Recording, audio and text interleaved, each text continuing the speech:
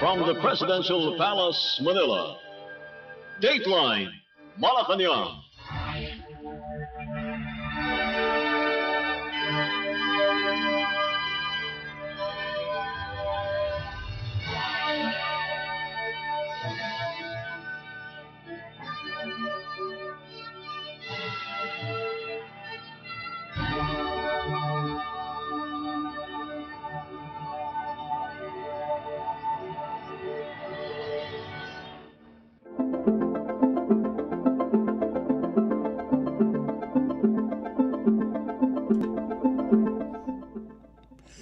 Good day. Radio Pilipinas World Service can also be heard on shortwave broadcast through the shortwave facilities of the United States Agency for Global Media or Voice of America on the following shortwave frequencies: 15.640 MHz, 17.750 MHz, and 21.720 MHz. I'm your host, Leo Magpayo, and this is Dateline Malacañang. The Philippine National Police, or PNP, is rolling out a massive security operation ahead of President Ferdinand R. Marcos Jr.'s fifth State of the Nation Address, or SONA, deploying more than 20,000 officers to secure the Batasang Pambansa and surrounding areas in Quezon City. PNP Chief General Jose Melencio Nartates Jr. has ordered all National Capital Region Police Office or NCRPO units to finalize and recheck their deployment plans as preparations enter the last stretch before the July 27 address. Nartates stressed that while the police force is fully prepared to secure the SONA, officers must uphold the rights of individuals and groups expected to hold peaceful assemblies and demonstrations. Thousands are set to gather for the annual event, including cause-oriented groups that traditionally stage protests during the President's report to Congress. Nartates reminded police personnel to maintain professionalism and exercise maximum restraint, saying their mandate is to keep peace and ensure that lawful assemblies proceed without disruptions. The SONA, delivered every last Monday of July, serves as the President's yearly report on the nation's condition, policy priorities, and legislative agenda. Dateline Malacañang.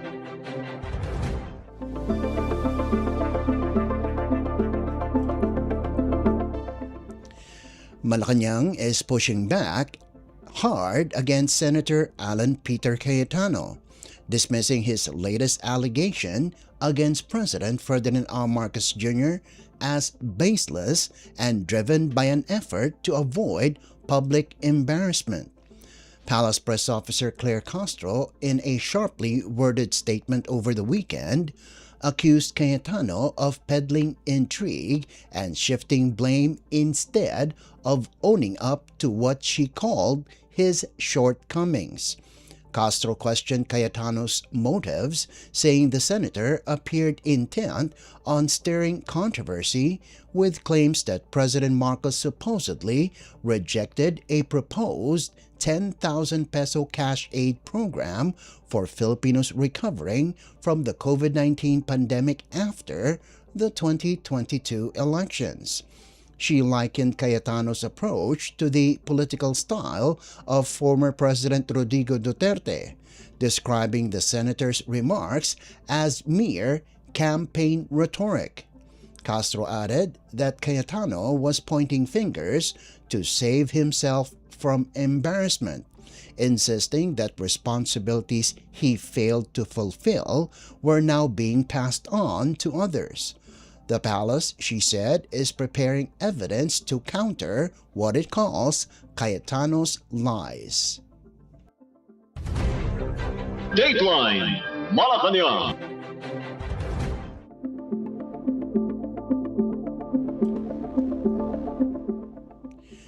The The United States over the weekend confirmed that Secretary Marco Rubio will be in Manila from July 19 to 23 for a packed week of high-level Association of Southeast Asian Nations or ASEAN engagements.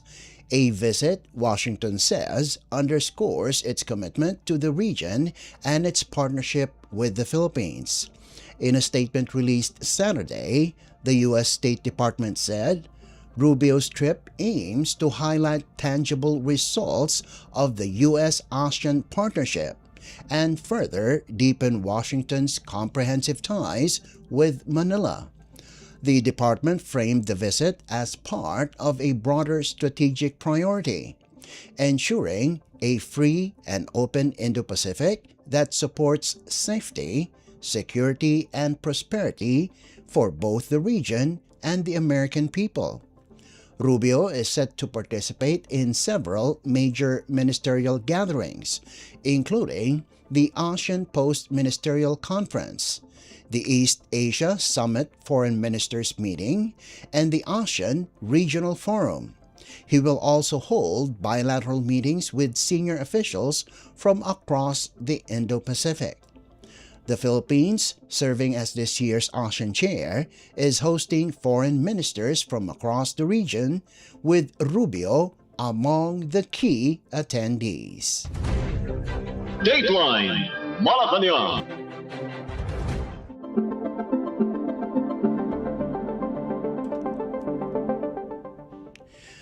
Manila steps back into the diplomatic spotlight this week as it hosts a full slate of Association of Southeast Asian Nations or ASEAN foreign ministers meetings beginning Monday, July 20th, a high-stakes gathering that places the Philippines at the center of regional dialogue and rising geopolitical tensions. For 7 days, the capital becomes the venue for discussions on Southeast Asia's most urgent political, economic, and security challenges. The timing is significant. The global order is under strain from conflicts in Europe and the Middle East, intensifying strategic competition in the Indo-Pacific, fragile supply chains, and the growing threat of climate-driven disasters. Developments in the South China Sea also remain a critical concern for Manila and the region. Among the most closely watched attendees are United States Secretary of State Marco Rubio and Chinese Foreign Minister Wang Yi, a pairing that underscores ASEAN's role as a vital platform where major powers engage through dialogue rather than confrontation. This year's meetings activate ASEAN's core mechanisms for regional cooperation. The ASEAN Plus 3, linking Southeast Asia with China, Japan, and South Korea. The ASEAN Regional Forum, the Asia-Pacific's main venue for security dialogue, and the East Asia Summit, which brings together ASEAN and key Indo-Pacific partners to tackle strategic and economic issues. These institutions have evolved into essential channels for confidence building, preventive diplomacy, and practical cooperation. As host, the Philippines has an opportunity to steer discussions anchored on ASEAN's long-standing principles, dialogue, mutual respect, peaceful settlement of disputes, and adherence to international law. Manila can reinforce support for a rules-based international order, freedom of navigation and overflight, and the peaceful resolution of disputes under the 1982 United Nations Convention on the Law of the Sea, or UNCLOS. The meetings also allow the Philippines to strengthen partnerships in maritime security, disaster preparedness, digital transformation, food and energy security, sustainable infrastructure, and resilient supply chains, areas where ASEAN cooperation continues to expand.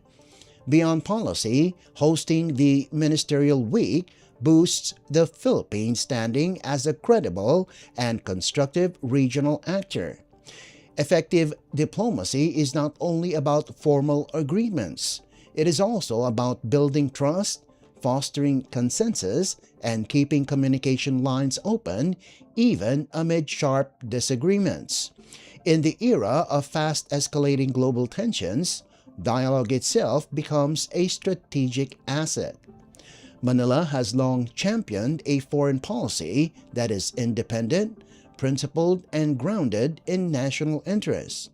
This week's ASEAN meetings offer a platform to translate those principles into meaningful engagement with friends, partners, and even competitors.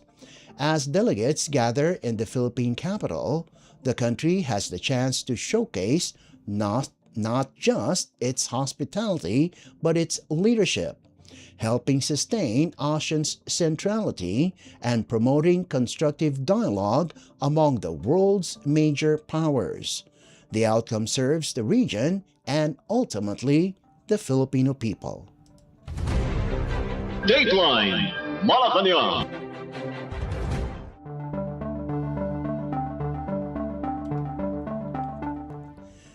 Philippine President Ferdinand R. Marcos Jr. has signed Executive Order or EO number 120, formally extending the maximum 7-year limit for qualified beneficiaries of the Pantawid Pamilyang Pilipino Program or 4Ps, a move aimed at ensuring vulnerable families continue receiving support as they recover from the long-term socio-economic impacts of the COVID-19 pandemic.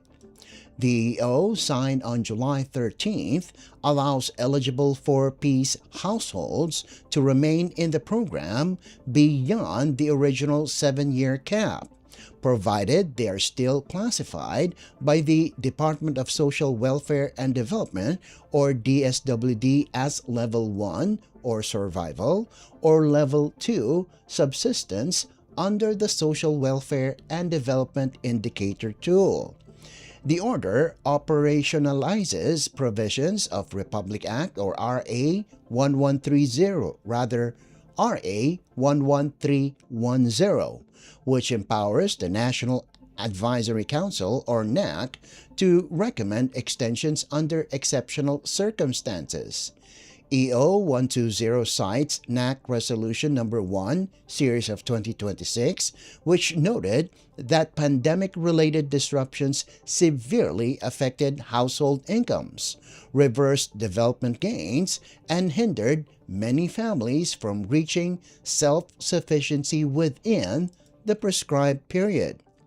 The directive underscores the need to continue supporting affected families until they achieve the level of self-sufficiency envisioned under the 4Ps law. Under EO 120, the DSWD must strengthen its case management system using the enhanced SWDI tool or other appropriate assessment mechanisms to determine beneficiaries' well-being, continued eligibility, and readiness for graduation. The agency is also required to issue implementing guidelines within 30 days of the EO's effectivity. These guidelines will cover the identification and validation of qualified beneficiaries, periodic SWDI assessments, improved case management interventions, and the determination of continued eligibility and graduation readiness.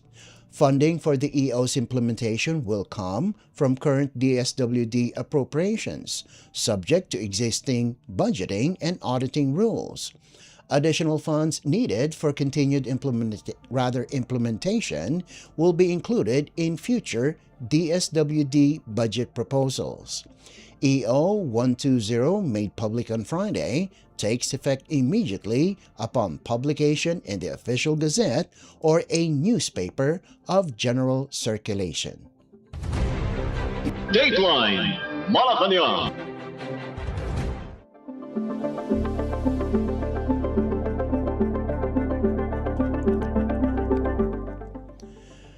Meanwhile, the Department of Social Welfare and Development, or DSWD, is backing President Ferdinand R. Marcos Jr.'s new executive order extending the maximum 7-year participation period for qualified beneficiaries of the Pantawid Pamilyang Pilipino Program, or 4Ps, a move meant to give struggling families more time to achieve self-sufficiency. DSWD Secretary Rex Gatchalian said the extension recognizes that many households have yet to fully reach the level of stability envisioned under the program. He emphasized that the additional years are not automatic or permanent. Beneficiaries will still undergo regular assessment to determine whether they remain eligible and ready to graduate from 4Ps. To implement the directive, the DSWD will use an enhanced Social Welfare and Development Indicator, or SWDI, tool to measure each family's well-being and identify the appropriate support they need. Gatchalian also urged the public, especially 4Ps beneficiaries, to rely only on official announcements from the agency regarding the rollout of the new policy. Meantime, the government is set to release 3.9 million pesos worth of assistance under the Unified Package for Livelihoods Industry, Food and Transport, or UPLIFT program in Region 1 on July 20th, part of the nationwide rollout ordered by President Ferdinand R. Marcos Jr. to expand support for vulnerable households. According to the DSWD Field Office Region 1, the initial implementation in the region will cover the provinces of Ilocos Norte, La Union, and Pangasinan, with a total of 1,962 beneficiaries expected to receive aid. Each beneficiary will receive 2,000 pesos in uplift assistance, bringing the total allocation to 202,000 pesos for Ilocos Norte, 226,000 for La Union, and 3,496,000 pesos for Pangasinan. This amounts total to 3,924,000 pesos in Region 1 alone. The nationwide rollout follows President Marcos's announcement that up to 7.5 million households across the country will benefit from Uplift, a program designed to help Filipinos cope with rising costs and cushion the impact of ongoing tensions in the Middle East on fuel and commodity prices. The Uplift program aims to provide immediate relief to low-income individuals and families affected by economic pressures, while supporting livelihoods and essential sectors such as food and transport. Dateline Malacañang.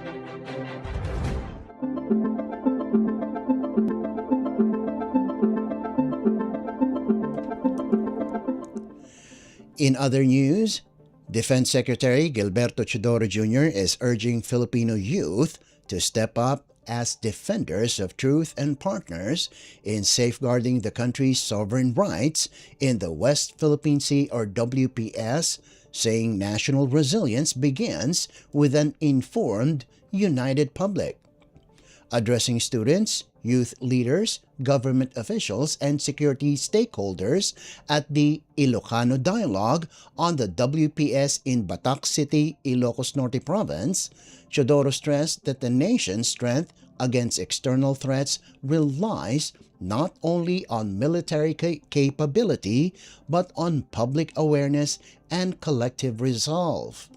The forum, organized by the Ilocos Norte Model Association of Southeast Asian Nations, or ASEAN meeting, focused on deepening public understanding of the WPS issue and reinforcing national resilience.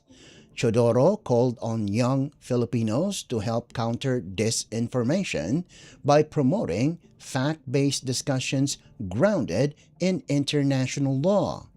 He said their efforts must match the pace of the country's push to strengthen national unity and preparedness.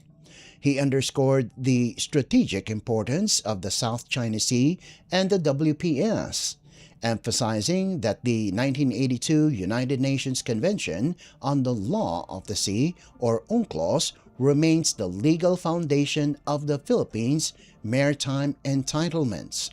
Chodoro outlined 3 pillars of national resilience: awareness, resolve, and credible deterrence, noting that deterrence is the most resource-intensive but essential to prevent bullying and appeasement.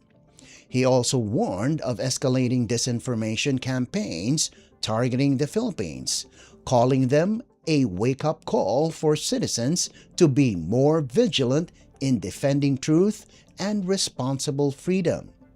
Chodoro later engaged participants in an open forum on the WPS, national resilience, deterrence, disinformation, and the protection of Philippine sovereignty and maritime rights. Dateline Malacañang.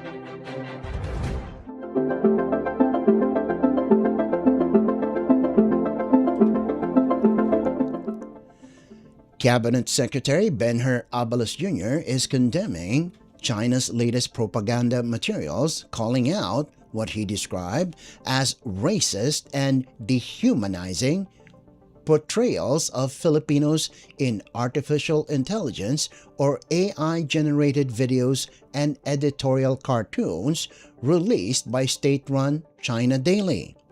Abalos said the offensive depictions, which show Filipinos as monkeys in content related to the 2016 South China Sea Arbitral Award, violate basic norms of respect and humanity. He joined the Department of Foreign Affairs, or DFA, in strongly rejecting the materials, which circulated online on July 10th.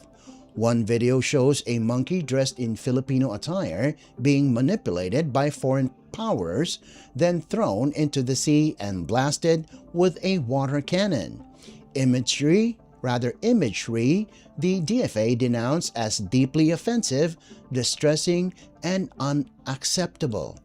Abalos said there's no place for racism or dehumanization in responsible public discourse, adding that the Filipino people deserve to be treated with dignity and respect.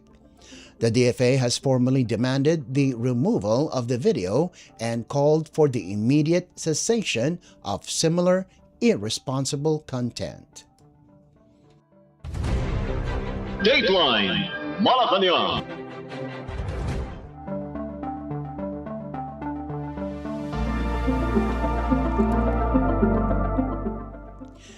Philippine President Ferdinand R. Marcos Jr. has directed the Department of Public Works and Highways, or DPWH, to expand drainage capacity in Metro Manila's flood-prone areas, following the successful results of a major drainage improvement project in Quezon City.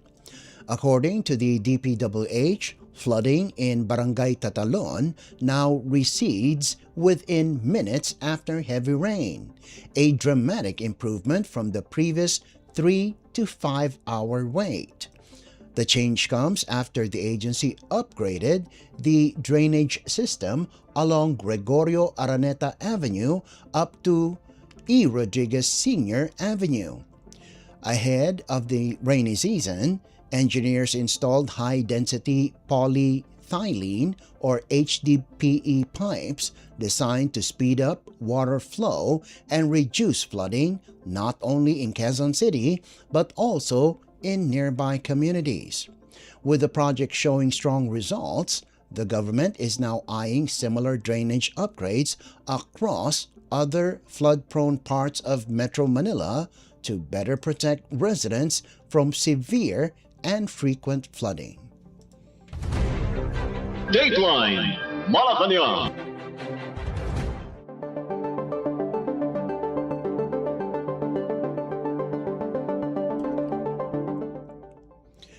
Four Filipino crew members from the MV GFS Galaxy are back on Philippine soil, arriving safely at the Ninoy Aquino International Airport or NAIA Terminal 3 before dawn on July 19th aboard Emirates Flight EK336, where they were immediately met and assisted by the Department of Migrant Workers or DMW and the Overseas Workers Welfare Administration or OWA. DMW and OWA personnel provided initial aid, including financial assistance, before turning the seafarers over to their licensed manning agency, the JDA Interphil Maritime Services Corporation. The crew's return comes a week after the Marshall Islands flagged container vessel was struck by a projectile while crossing the Strait of Hormuz on July 12th. The attack killed the ship's third engineer and injured its chief engineer. The manning agency confirmed that the four Filipino crew members were unharmed.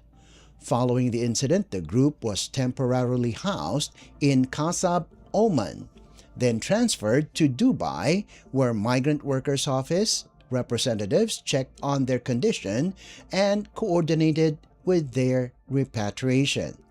The DMW says it is working closely with the manning agency and other government offices to ensure all affected Filipino seafarers and their families receive full assistance. The department reaffirmed its commitment to protecting Filipino maritime workers, provide swift support during emergencies, and ensuring their safe return and reunification with loved ones. Dateline Malacañang.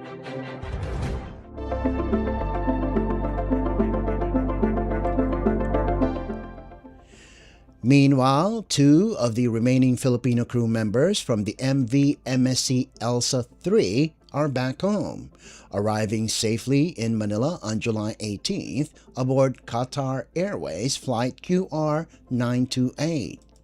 They landed at the Ninoy Aquino International Airport or NAIA Terminal 3, where personnel from the Department of Migrant Workers or DMW and the Overseas Workers Welfare Administration or OWA met them, extended financial assistance, and later endorsed them to their licensed manning agency, the MSC Shipping Manning Services Incorporated.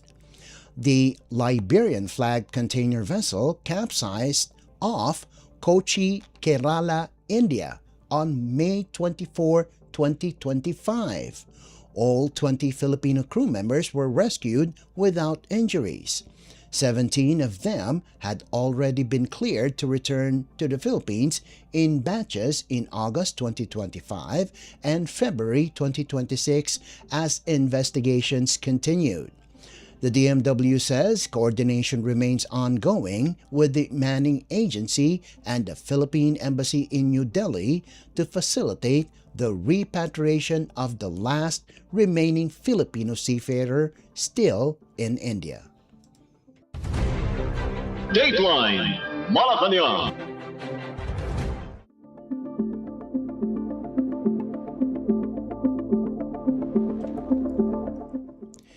The Commission on Elections, or COMELEC, has given the green light for Naga City's plebiscite on its conversion into a highly urbanized city, approving Mayor Leni Robredo's request to hold the vote alongside the Barangay and Sangguniang Kabataang Elections, or BSKE, on November 2nd. In Minute Resolution Number 26-0526, the COMELEC and Bank adopted the recommendation of Deputy Executive Director for Operations Rafael Olaño and formally approved Robredo's June 25 request to synchronize the plebiscite with the BSKE.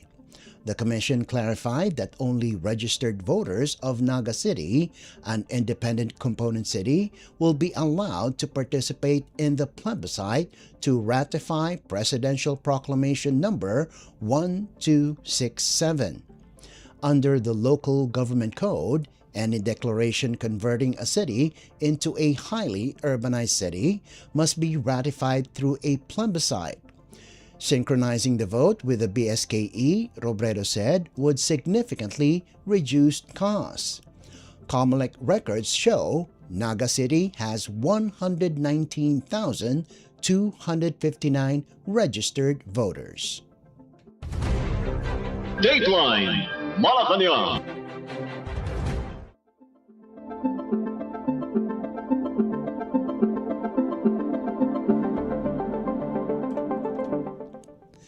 And finally, the Department of Tourism, or DOT, is welcoming a major boost to Philippine connectivity as Delta Airlines prepares to launch its first direct Los Angeles to Manila service beginning March 2027, a move expected to expand travel options, strengthen tourism, and deepen economic ties between the Philippines and the United States. The DOT says the new route will operate daily starting June 2027, giving travelers more flexibility and helping make flights between Manila and Los Angeles more accessible and potentially more affordable. The department notes that expanding international routes is central to the government's push to grow both the aviation and tourism markets. Beyond tourism, the new direct service is expected to significantly ease travel for overseas Filipino workers and the Filipino-American community, many of whom rely on the Los Angeles International Airport or LAX to Manila corridor as a primary link between the two countries. The DOT emphasized that adding more international carriers and routes benefits not only passengers but also airports, tourism enterprises, and the broader economy.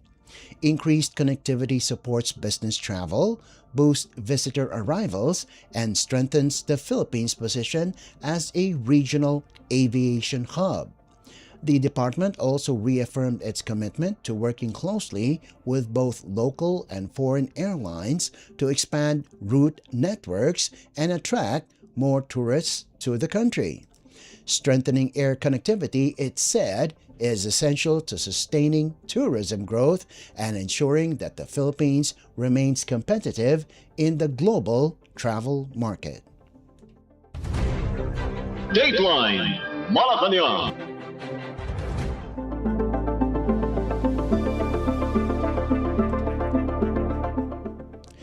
Before we conclude our program, Radyo Pilipinas World Service of the Presidential Broadcast Service can be heard over the following shortwave frequencies: 15.640 MHz, 17.750 MHz, and 21.720 MHz. Radyo Pilipinas World Service is also live on audio streaming. Just download Evox PBS Receiver on your Google Play Store or the App Store from your Apple phone. You can also visit our Facebook page and YouTube channel. Just type in and search for Radyo Pilipinas World Service. Kindly subscribe, like, and share our posts as well. And that concludes this edition of Dateline Malacañang. For Radyo Pilipinas World Service, this is Leo Magpayo. Good day and mabuhay. From the Presidential Palace, Manila, Dateline Malacañang.